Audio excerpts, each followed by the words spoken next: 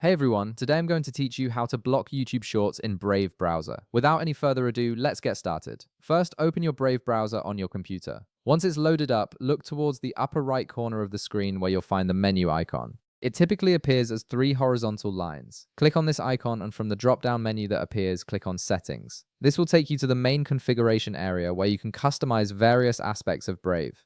Once you're in the settings panel, take a look at the left side of the screen. You'll see several options listed vertically. From there, click on Shields. This section is where Brave manages its privacy and security features, giving you control over what content gets filtered and blocked while you browse. Now, within the Shields section, you'll need to click on Content Filtering. This is where you can access different filtering lists that help block specific types of content across websites. Content filtering is one of Brave's most powerful tools for customizing your browsing experience and removing unwanted elements from the sites you visit. Next, click on Show Full List.